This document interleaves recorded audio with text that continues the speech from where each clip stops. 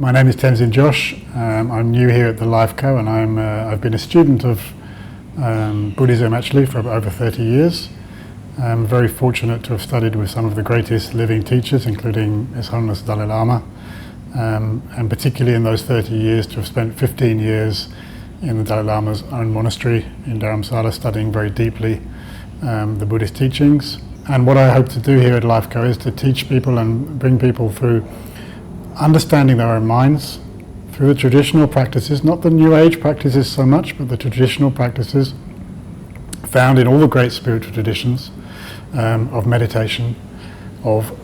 coming to understand, not just in theory, but also in practice, how we deal with our minds, how we learn to bring emotional balance into our minds, how we learn to bring peace, calm, and therefore happiness into our minds.